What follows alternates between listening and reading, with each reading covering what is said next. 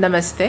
ಇವತ್ತು ನಾವು ಮನೆಯಲ್ಲೇ ಮಲ್ಟಿಪಲ್ ಆಯಿಲ್‌ನ ಯೂಸ್ ಮಾಡ್ಬಿಟ್ಟು ಚಾರ್ಕೋಲ್ ಸೋಪ್‌ನ ಹೇಗೆ ಮಾಡೋದು ಫಾರ್ ಆಯಿಲಿ ಸ್ಕಿನ್ ಅವರಿಗೆ ಎಸ್ಪೆಷಲಿ ಅಂತ ನೋಡ್ಕೊಂಡು ಬರೋಣ. ಇಲ್ಲಿ ನಾನು coconut oil, castor oil, neem oil, fragrance ಮತ್ತು ಚಾರ್ಕೋಲ್ ಪೌಡರು ಮತ್ತು ಪಾಮ್ ಆಯಿಲ್ ತೊಗೊಂಡಿದ್ದೀನಿ. ಈ ಕಾಂಬಿನೇಷನಲ್ಲಿ ಹೇಗೆ ಮಾಡೋದು ಅಂತ ನೋಡೋಣ.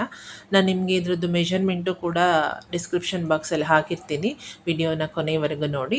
ಇಲ್ಲಿ ನಾನು ಆಯಿಲ್‌ನ ಮೆಷರ್ ಮಾಡಿಕೊಂಡು ಒಂದು ಕಂಟೈನರ್‌ಗೆ ಹಾಕಿ ಇಟ್ಕೊಂಡಿದ್ದೀನಿ. ಸೊ ಅದನ್ನು ಇವಾಗ ನಾನು ದೊಡ್ಡ ಕಂಟೈನರ್‌ಗೆ ಹಾಕೋತಾ ಇದ್ದೀನಿ. ಯಾಕೆ ಅಂತಂದರೆ ಇವತ್ತು ನಾನು 1 kg ಮಾಡ್ತಾ ಇರೋದು. ಹಾಗಾಗಿ ಇದು ಲೇ ಸೊಲ್ಯೂಷನ್ನ ನಾನು ಮೊದಲೇ ಪ್ರಿಪೇರ್ ಮಾಡಿ ಇಟ್ಕೊಂಡಿದ್ದೀನಿ. ಸೊ ಅದನ್ನು ನಾನಿವಾಗ ಆಯಿಲಲ್ಲಿ ಹಾಕ್ತಾ ಇದ್ದೀನಿ. ಇದನ್ನು ಹೇಗೆ ಪ್ರಿಪೇರ್ ಮಾಡೋದು ಅಂತಲೂ ಕೂಡ ನಾನು ಪ್ರೀವಿಯಸ್ ಒಂದು ವಿಡಿಯೋದಲ್ಲಿ ಮಾಡಿದ್ದೀನಿ. ಸೊ ಅದನ್ನು ನೀವು ನೋಡಿ, ಆವಾಗ ನಿಮಗೆ ಅದು ಹೇಗೆ ಪ್ರಿಪೇರ್ ಮಾಡೋದು ಅಂತ ಗೊತ್ತಾಗ್ತದೆ. ಸೊ ನೀವು ಸೋಪ್ ಮಾಡಬೇಕಾದ್ರೆ ಏನು ಒಂದು ಸೇಫ್ಟಿ ಮೆಷರ್ ತಗೊಳ್ಬೇಕು ಅಂತಂದರೆ ಮಾಸ್ಕ್ ಹಾಕ್ಕೊಳ್ಳಿ, ಗ್ಲೌಸ್ ಹಾಕ್ಕೊಳ್ಳಿ, ಗಾಗಲ್ ಇದ್ದರೆ ಗಾಗಲ್ ಹಾಕ್ಕೊಳ್ಳಿ. ಸೊ ಇವಾಗ ನಾನು ಅದೆರಡನ್ನು ಬ್ಲೆಂಡ್ ಮಾಡ್ತಾ ಇದ್ದೀನಿ. ಸಪೋಸ್ ನಿಮ್ಮ ಹತ್ರ ಬ್ಲೆಂಡರ್ ಇಲ್ಲ ಅಂತಂದರೆ ನಿಮ್ಮ ಹತ್ರ ಏನಿದೆ ಅದರಲ್ಲೇ ತುಂಬ ಹೊತ್ತು ನೀವು ರೊಟೇಟ್ ಮಾಡೋದ್ರಿಂದ ಸೊ ಇದು ರೆಡಿ ಆಗ್ತದೆ. ನಾವು ಎಲ್ಲಿವರೆಗೆ ಬ್ಲೆಂಡ್ ಮಾಡಬೇಕು ಅಂತಂದರೆ ಈ ಆಯಿಲು ಮತ್ತು ನೀರು ಎರಡೂ ಫುಲ್ ಕಂಬೈನ್ ಆಗಬೇಕು. ಮೇಲ್ಮೇಲೆ ಆಯಿಲ್ ಥರ ಎಲ್ಲ ಉಳ್ಕೊಬಾರ್ದು. ಸೊ ಅಲ್ಲಿವರೆಗೂ ನೀವು ಇದನ್ನು ಬ್ಲೆಂಡ್ ಮಾಡಬೇಕಾಗುತ್ತೆ. ಮತ್ತು ಇದರದ್ದು ಯೂಸಸ್ ಏನು ಅಂತ ಅಂದರೆ ಈ ಸೋಪ್ನ ಯೂಸ್ ಮಾಡೋದ್ರಿಂದ ನಿಮಗೆ ಪಿಂಪಲ್ಲು ಬರಲ್ಲ, ಪಿಂಪಲ್ ಕಲೆ ಹೋಗುತ್ತೆ. ಏಕೆಂದರೆ ಇಲ್ಲಿ ನೀಮ್ ಆಯಿಲ್ನ ಯೂಸ್ ಮಾಡಿದ್ದೀನಿ. ಸೊ ಹಾಗಾಗಿ ಮತ್ತು ನಾನಿವಾಗ ಇದಕ್ಕೆ ಚಾರ್ಕೋಲ್ನ ಸೇರಿಸ್ಕೊತಾ ಇದ್ದೀನಿ. ಚಾರ್ಕೋಲ್ ಯಾಕೆ ಸೇರಿಸ್ಕೊತಾ ಇದ್ದೀನಿ ಅಂದರೆ ಇದು ತುಂಬ ಆಯಿಲಿ ಇರುತ್ತಲ್ಲ ಸ್ಕಿನ್ನು, ಅಂಥವ್ರಿಗೆ ಆಯಿಲ್ ಕಂಟ್ರೋಲ್ ಆಗುತ್ತೆ. ಚಾರ್ಕೋಲ್ ಮಾಸ್ಕ್ ಹಾಕೊಳ್ಳೋದ್ರಿಂದ ಅಥವಾ ಚಾರ್ಕೋಲ್ ಸೋಪ್ ಯೂಸ್ ಮಾಡೋದ್ರಿಂದ ನಿಮ್ಮ ಸ್ಕಿನ್ನಲ್ಲಿ ಆಯಿಲ್ ಕಂಟ್ರೋಲ್ ಆಗುತ್ತೆ. ಆಯಿಲ್ ಕಂಟ್ರೋಲ್ ಆಗೋದ್ರಿಂದ ಈ ಪಿಂಪಲ್ ಬರೋಲ್ಲ.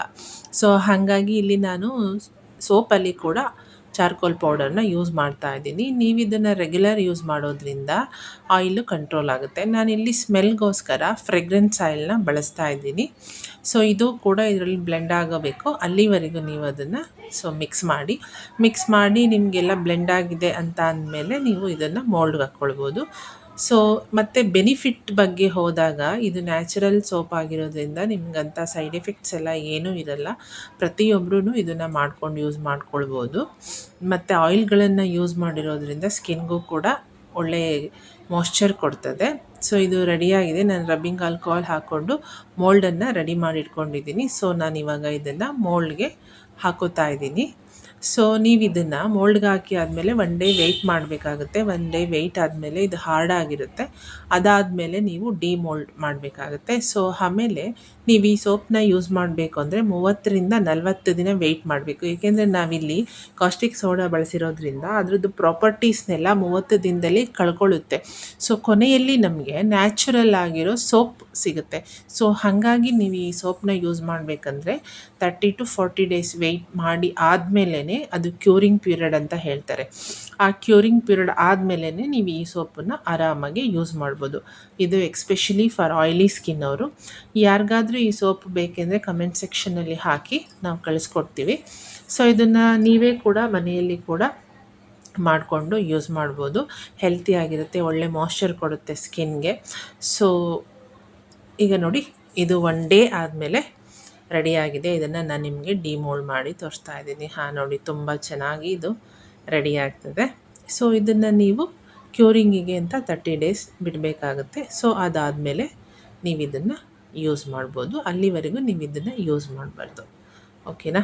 ಸೊ ನನ್ನ ಚಾನಲ್ ನಿಮಗೆ ಇಷ್ಟ ಆಯಿತು ಅಂತಂದರೆ ಸಬ್ಸ್ಕ್ರೈಬ್ ಮಾಡಿ, ಈ ಇನ್ಫಾರ್ಮೇಷನ್ನ ಬೇರೆಯವ್ರಿಗೂ ಶೇರ್ ಮಾಡಿ, ಅವರು ಕೂಡ ಇದರದ್ದು ಪ್ರಯೋಜನ ಪಡ್ಕೊಳ್ಳಿ. ಎಷ್ಟೋ ಜನ ಸೋಪ್ ಬಿಸ್ನೆಸ್ ಮಾಡ್ತಾರೆ. ಸೊ ನಮ್ಮ ಫಾರ್ಮುಲಾ ತಗೊಂಡು ನೀವು ಕೂಡ ಮಾಡ್ಕೊಳ್ಬೋದು. ಇದು ಒಳ್ಳೆ ಎಫೆಕ್ಟಿವ್ ಆಗಿರುತ್ತೆ ಇದರದ್ದು ರಿಸಲ್ಟ್ ಎಲ್ಲ. ಮತ್ತು ಏನಂತಂದರೆ ಬಳಸಿದವರು ಕೂಡ ತುಂಬ ಚೆನ್ನಾಗಿ ಹೇಳಿದ್ದಾರೆ, ಚೆನ್ನಾಗಿದೆ ಇದು ಸೋಪು, ಆಯಿಲೆಲ್ಲ ಕಂಟ್ರೋಲ್ ಆಗಿದೆ ಅಂತ. ಸೊ ನೀವು ಮಾಡ್ಕೊಳ್ಳಿ, ಯೂಸ್ ಮಾಡ್ಕೊಳ್ಳಿ. ನಾನು ಇನ್ಫಾರ್ಮೇಷನ್ಸ ಬೇರೆಯವ್ರಿಗೂ ಶೇರ್ ಮಾಡಿ. ಡೌಟ್ಸ್ ಇದ್ದರೆ ಕಮೆಂಟ್ ಸೆಕ್ಷನಲ್ಲಿ ನೀವು ಏನಾದರೂ ಡೌಟ್ಸ್ ಇದ್ದರೆ ಹಾಕಿ, ನಾನು ಆನ್ಸರ್ ಮಾಡ್ತೀನಿ. ಮತ್ತು ತಪ್ಪದೇ ನಮ್ಮ ಚಾನಲ್ನ ಸಬ್ಸ್ಕ್ರೈಬ್ ಮಾಡಿ. Thank you so much.